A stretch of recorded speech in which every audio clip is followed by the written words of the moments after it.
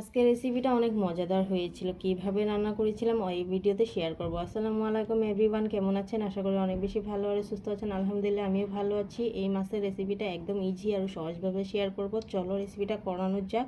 তো রান্নাটা শুরু করে দিই। এখানে মাছ নিয়েছি হাফ কিলো। এখানে হচ্ছে কাতলা মাছ, এটা একদম জ্যান্ত মাছ। মাছটাকে লবণ দিয়ে ভালো মতো ধুয়ে নিয়েছি। সাথে কিছু সবজি নিয়েছি, অল্প করে নিয়েছি সিম, আলু, টমেটো, কাঁচা লঙ্কা, আর এখানে ধনিয়া পাতা দিব বেশি করে। তো চলো মাছটা প্রথমে ম্যারিনেট করা যাক। এখানে গুঁড়া মশলা দিয়ে মাছটা ম্যারিনেট করে নিলাম। গুঁড়া মশলার ভিতরে দিয়েছি লঙ্কা গুঁড়ো, হলুদ, জিরে গুঁড়ো, ভাজা জিরে গুঁড়ো দিয়েছি। তারপর অল্প মিঠা তেল হাতে মেখে নিলাম যাতে লঙ্কাটা ঝাল না লাগে এই জন্য।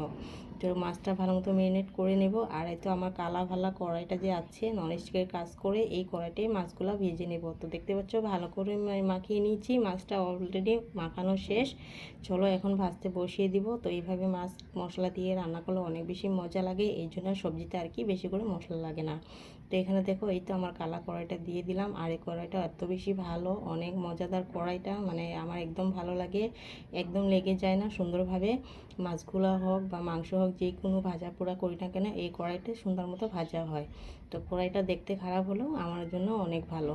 তো এখানে দেখো মাছটাকে আমি একবার উল্টে দিলাম, গরম করে নিয়েছি অবশ্যই তেল, আর এই তেলটা মানে মিঠা তেলে রান্না করছি, ঠিক আছে।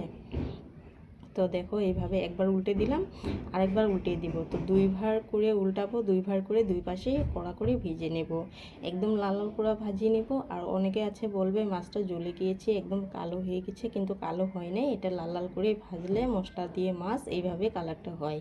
তো দেখতে পাচ্ছ নতুন রাঁধুনি যারা আছে একদম ভয় পেয়ে না, এইভাবে মাছের রেসিপিটা একবার করে দিও।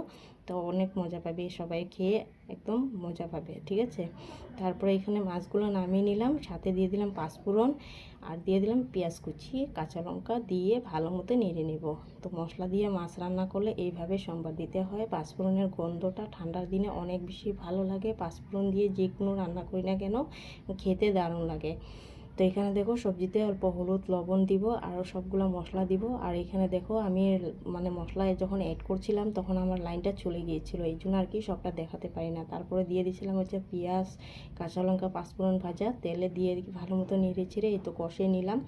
এখানে অল্প গরম জল দিব। আমি মাংসের জন্য গরম জল যেভাবে দিই সেইভাবে না, হালকা হালকা কষম কষম গরম জলটা দিলাম।